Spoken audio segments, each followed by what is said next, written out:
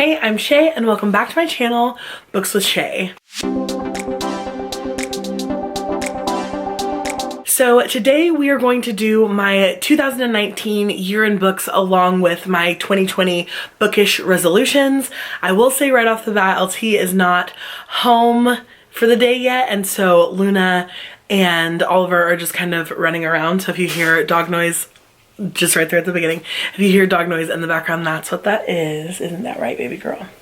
Okay, so we're gonna hop right into this. What I'm gonna do is I'm gonna go over my year in books according to Goodreads, kind of like the longest book I read, the shortest book, things like that. I'm gonna tell you guys about a couple of my favorites of 2019 as well as my 2020 resolutions. And now I will say for me that a resolution is a lot different for me than a goal. So a resolution to me is like if I wanted to build my dream house and I made a board on Pinterest of all of the finishes and things like that that I would want in my dream house, that would be like a resolution. Versus a goal for me is if I actually had the blueprints to my house, had hired someone to come in and lay the foundation, had started to kind of put together the steps that I needed in order for the house to be built. So resolutions are more of a dreamy idea for me than a solid set in stone goal. And the reason for that is that I feel that in my life specifically, I need both things. I am a huge dreamer. I have a huge imagination.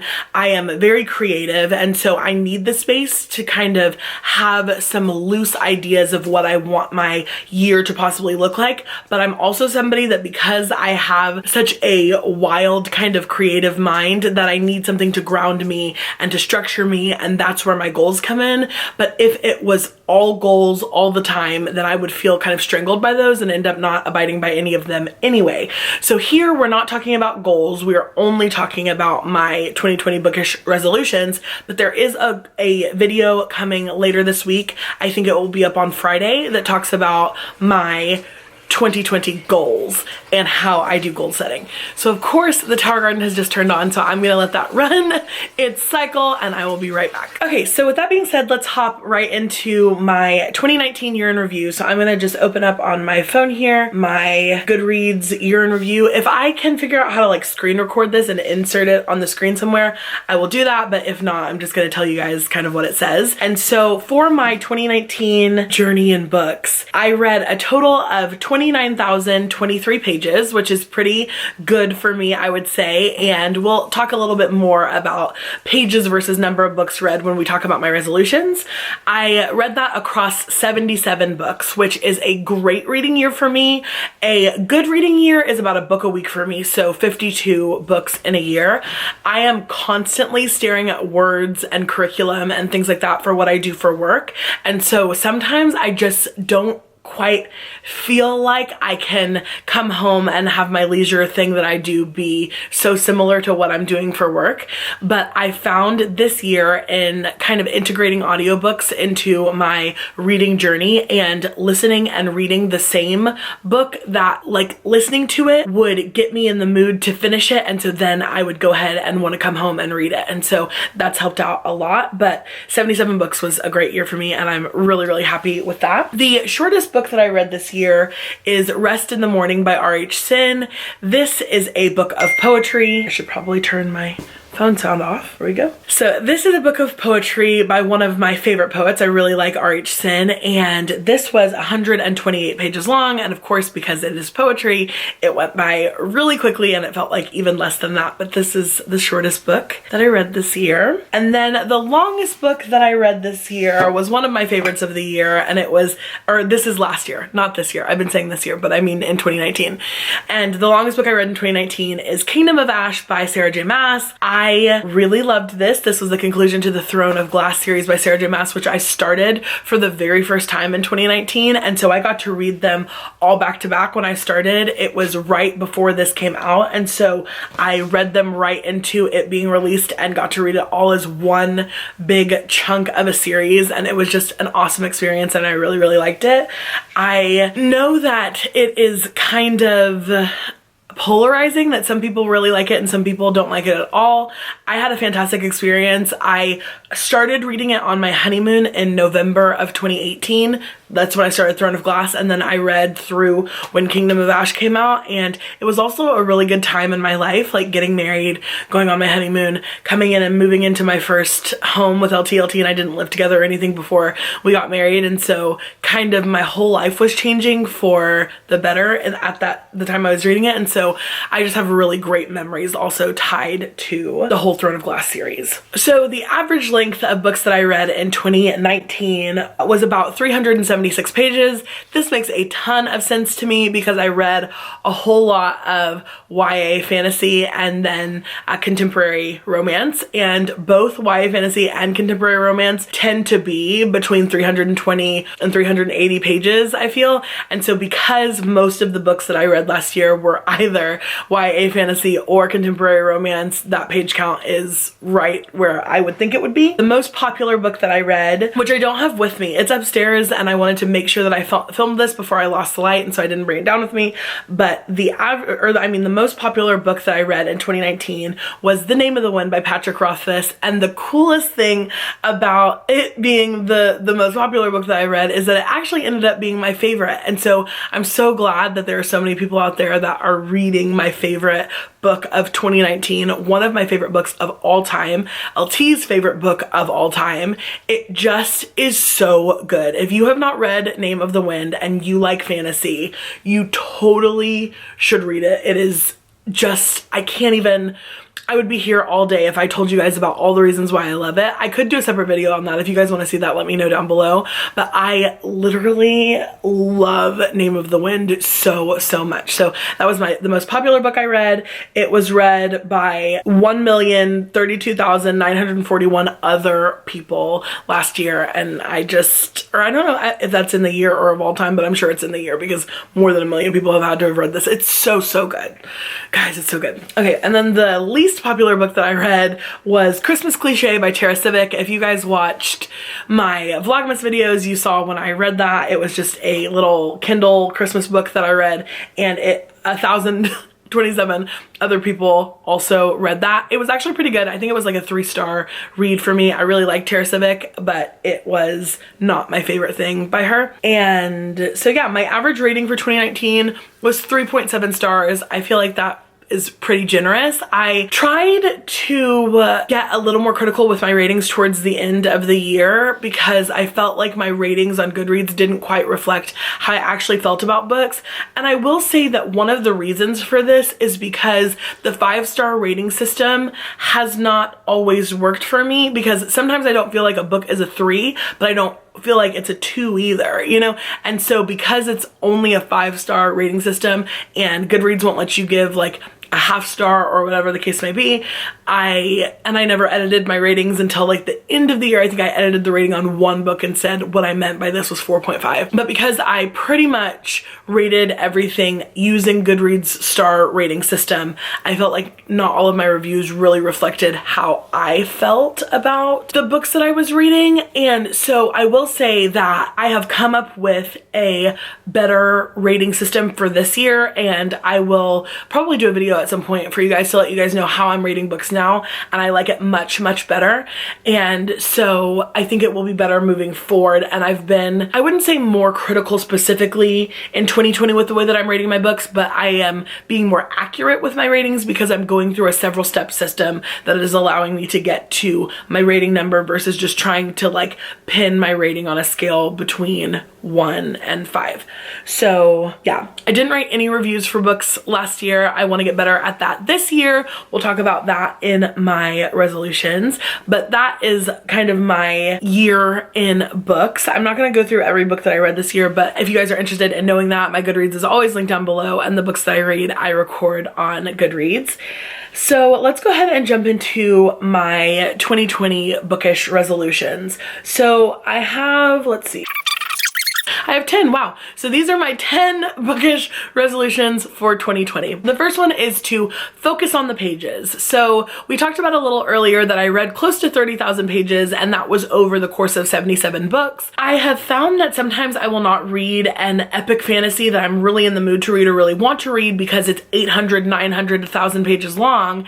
And I feel like, well, if I read this, I'm only gonna read one book over this week or even one book over this course of 2 weeks, and I won't be able to to check boxes on my Goodreads goal. It will be one book over a longer period of time versus a lot of books where I can see movement on my Goodreads goal really quickly, or my goal in general. And I have found that that makes it so that a lot of things that I really have the desire to read, I don't get to read, or I don't let myself read because I'm trying to work towards my goal. So this year, my goal or my resolution is to try to focus more on the pages that I'm reading, the number of pages versus the number of books that I'm reading. I am currently towards the end of Wise Man's Fear by Patrick Rothfuss, which is actually the sequel to Name of the Wind.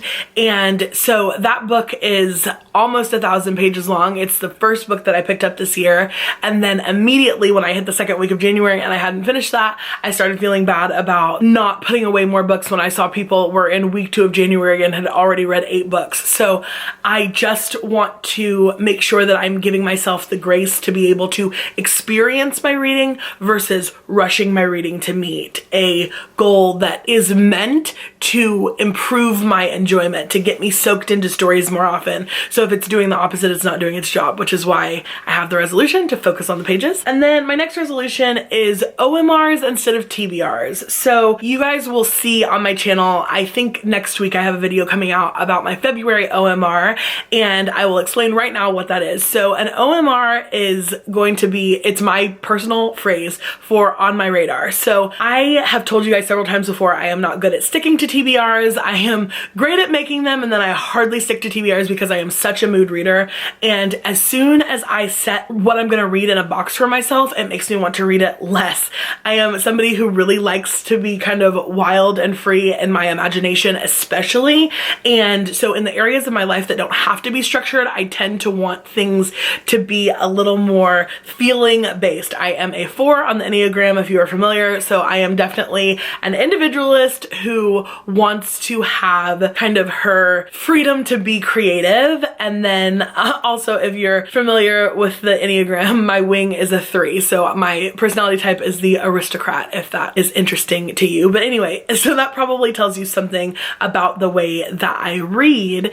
And so because of that, TBRs almost suck the creativity and the freedom out of reading for me, and it makes my experience worse instead of better. And of course, TBRs are meant to make your experience better. So the only time that I really do a TBR and like to stick to it is if I am reading for a holiday, because the mood of the holiday overtakes the restriction of the TBR, if that makes any sense at all. And so if it's like Christmas or in October, I'll set a spooky TBR. And then the other time is if I'm doing a readathon, I will do a TBR because the community overtakes the restriction of the TBR. So I am going to, except for those times where I do TBRs, every month I'm going to come to you guys with a list of books. It could be 5 books, 10 books, 50 books that are on my radar for the following month or that I'm hoping to get to soon. So I'm looking at reading this, I'm thinking I might be in the mood to read this, and then when I go to pick the books I'm reading for the month, they would be the list of books that I was naturally gravitating towards, less so than it being a structured, this is what I'm definitely going to read this month TBR.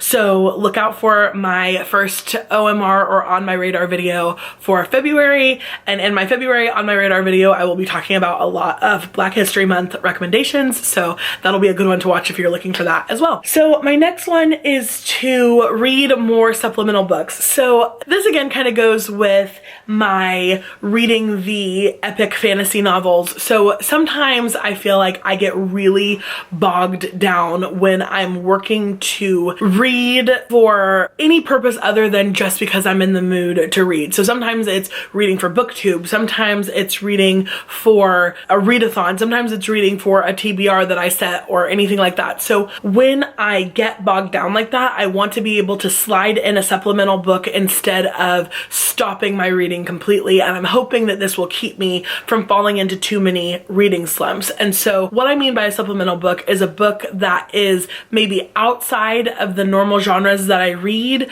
or is a little lighter and fluffier, but something that gives me kind of a change of texture in my reading to reset my palette to continue to read. So examples of this would be graphic novels, manga, things that you take in a little bit easier, but they're still reading. They're still satiating that storytelling thing that I'm looking for. Books of poetry would be another good example of this.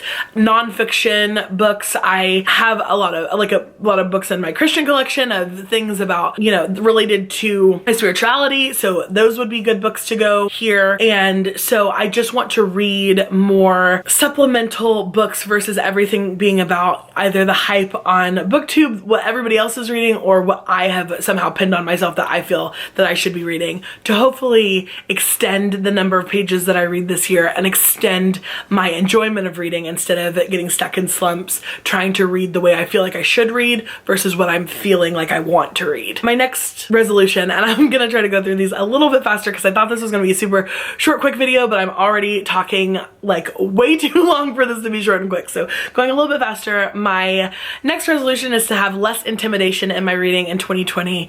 Just like I was talking about earlier, again, a lot of these are related to those epic fantasy novels. So I loved Name of the Wind. It was my favorite book of 2019. I come into February or March or whatever the month is after I think I read Name of the Wind in February of last year, and then I came into March and I would have loved to go ahead and move on to Wise Man's Fear, but I was so intimidated by having another like big boy of a book that I just didn't read it, and then it ended up being almost an entire year before I got to the sequel of my favorite book that I've almost ever read, and I really don't want to do that. So there are some intimidating books on my TBR. I'm looking at you, Prairie of the Orange Tree, and I want to go ahead and get to those and just be thinking all of it is pages. So if I'm doing 900 of them in 3 little YA fantasies, or if I'm doing 900 of them in Prairie of the Orange Tree, I want to just be able to go and pace myself and just enjoy it no matter what the size is. So I'm trying to, and then same thing,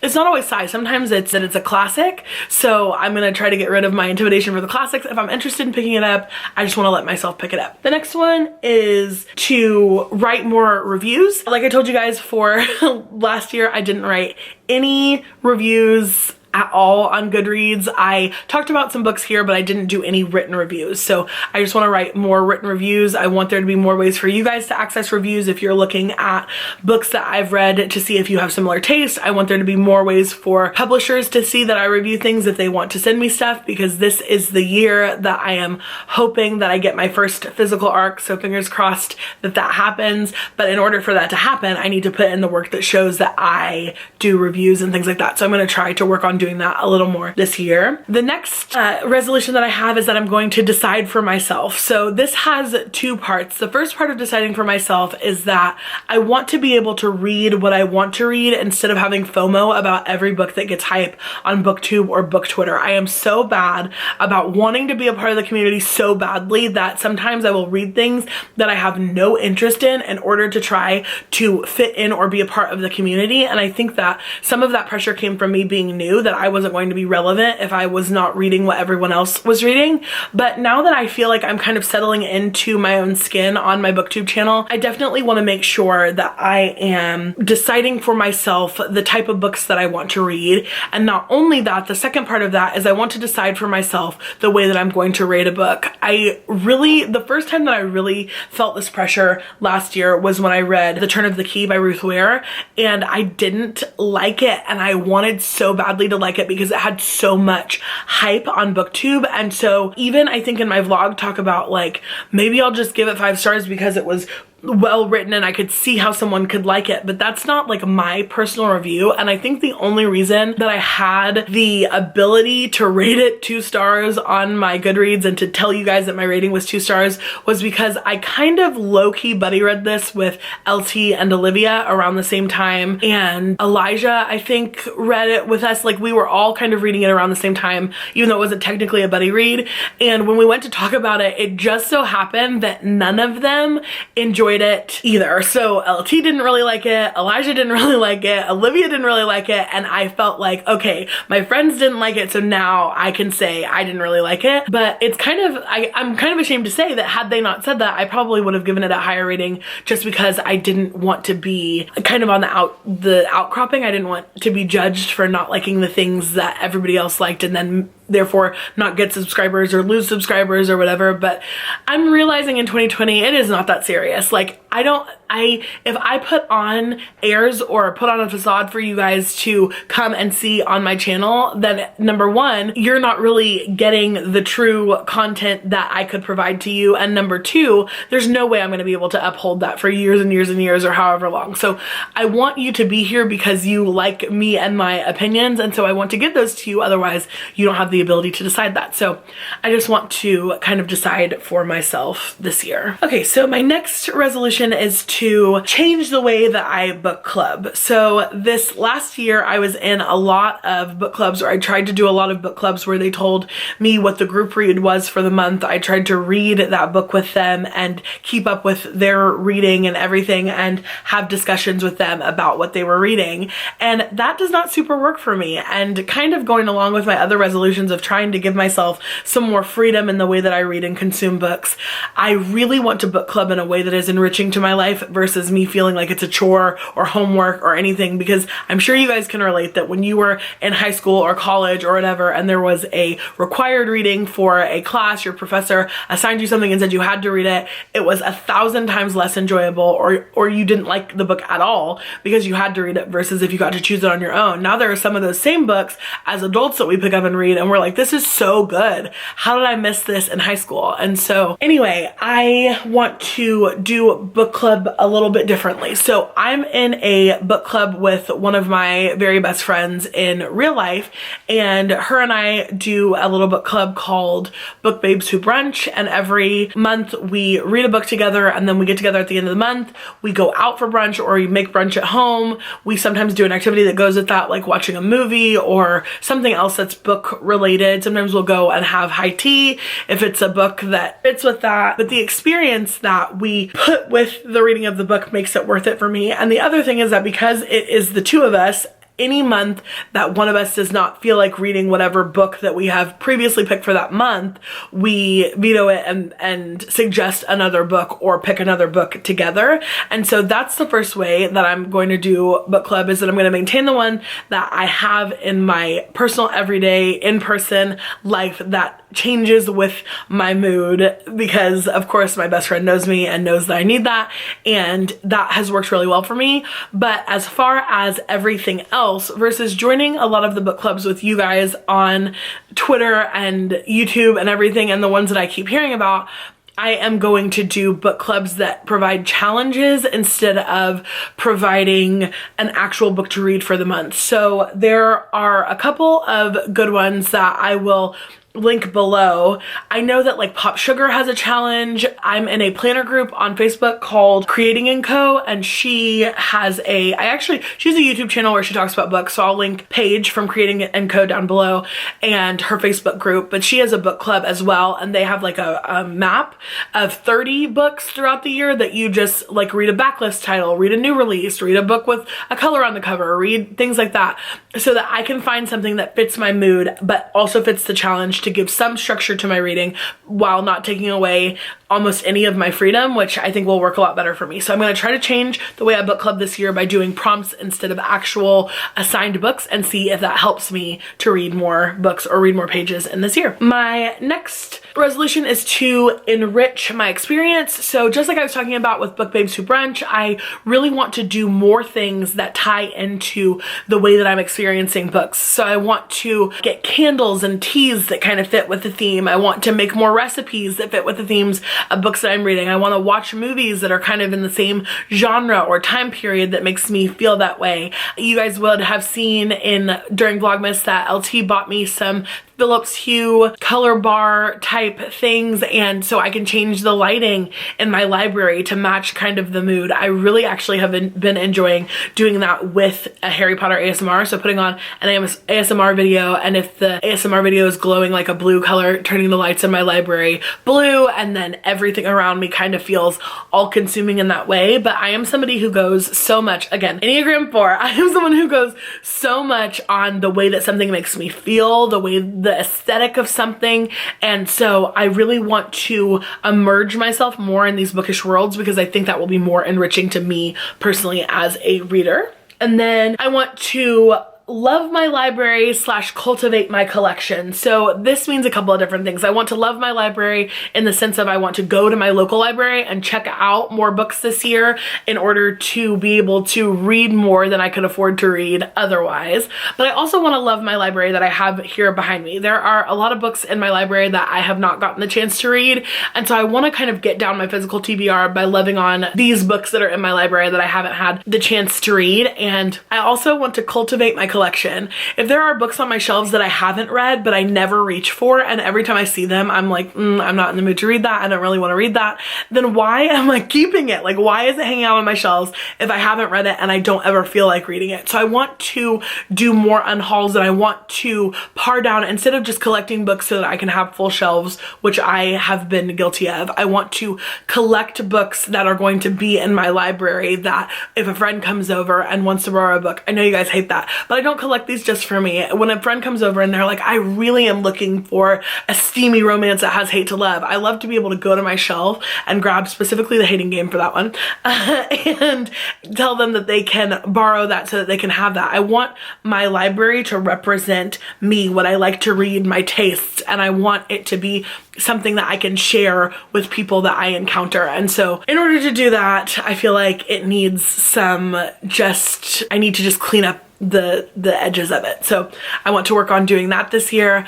And then my last bookish resolution for 2020 is less fear. I just want to have less fear about everything that I do in 2020, but specifically bookishly. I want to have less fear about the content.